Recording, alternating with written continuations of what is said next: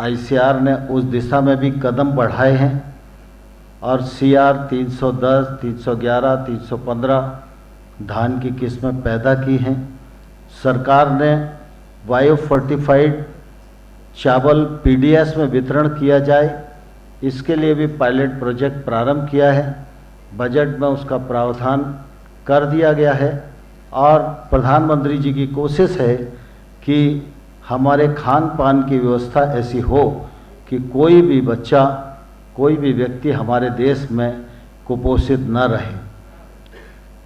चावल के उत्पादन की दृष्टि से भी अगर हम देखेंगे तो आज हम 130 मिलियन टन पर खड़े हुए हैं। 2010 से अगर हम तुलना करेंगे तो मैं समझता हूँ कि लगभग 46% की वृद्धि हुई है, जिसमें हमारे किसानों का परिश्रम और वैज्ञानिकों के रिसर्च का निश्चित रूप से योगदान है। आज चावल की दृष्टि से भारत दूसरा सबसे बड़ा उत्पादक देश है। निर्यात की दृष्टि से हम देखें तो हम पहले नंबर पर खड़े हैं, लेकिन हमारे सभी वैज्ञानिक और किसानों का प्रयत्न है और इच्छा है कि हम हर दृष्टि से नंबर 1 ही न रहें। दुनिया की जो आवश्यकता है उस खाद्यान्न की आवश्यकता को पूर्ण करने की दिशा में हमारे कदम निरंतर बढ़ते रहें। कृषि का क्षेत्र निरंतरता का क्षेत्र है, उतार चढ़ाव का क्षेत्र है, प्राकृतिक परिस्थितियों पर निर्भर करने वाला क्षेत्र है।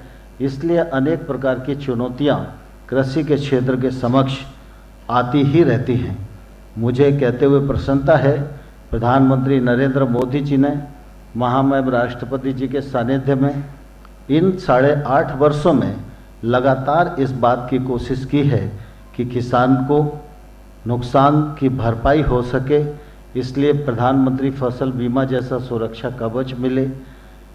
पीएम किसान सम्मान निधि के अंतर्गत अभी तक 11.5 करोड़ किसानों को 2,24,000 करोड़ रुपया उनके खाते में जमा करा के उनकी आय बढ़ाने का प्रयत्न किया गया है। कृषि के क्षेत्र में लागत कम करने के लिए, उत्पादन बढ़ाने के लिए, पानी की कमी जैसी चुनौतियों का समाधान करने के लिए निश्चित रूप से टेक्नोलॉजी का उपयोग अत्यंत आवश्यक है। कृषि के क्षेत्र में टेक्नोलॉजी का प्रवेश हो, निजी निवेश हो, इस दृष्टि से भी इस बार बजट में प्रावधान किए गए हैं।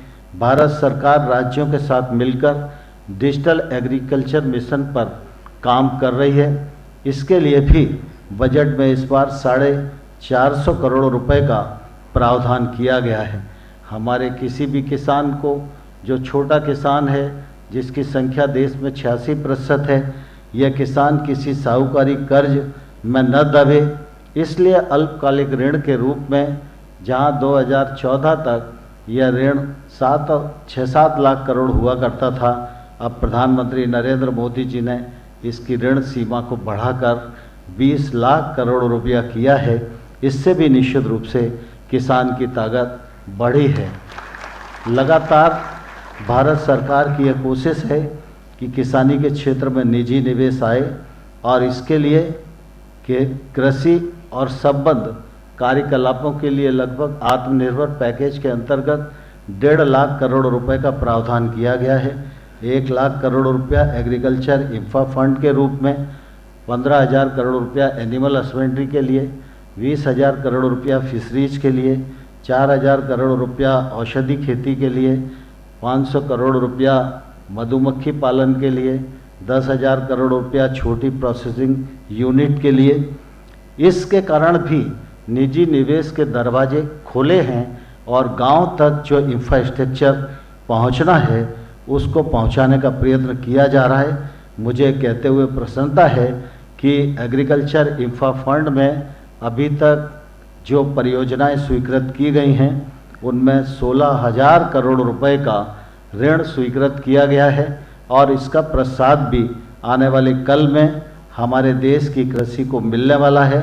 हमारी कोशिश है कि 1 लाख करोड़ रुपया जल्दी से जल्दी ज़मीन पर पहुँचे, इसमें निजी पैसा भी मिले और निजी निवेश मिलकर निश्चित रूप से कृषि को उन्नत कृषि के रूप में और कृषि को फ़ायदे की कृषि के रूप में तब्दील करने में हम लोग आगे बढ़ें।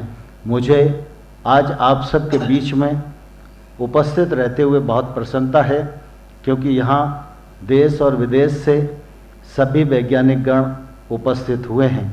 महामहिम राष्ट्रपति जी का सानिध्य, उनकी उपस्थिति हमको उत्प्रेरित करने वाली है और मुझे पूरा विश्वास है कि इस कॉन्फ्रेंस में अनेक विचार विमर्श होंगे, आने वाले कल का रोड मैप बनेगा और जो निष्कर्ष आएंगे वो उद्देश्य की पूर्ति में सहायक होंगे।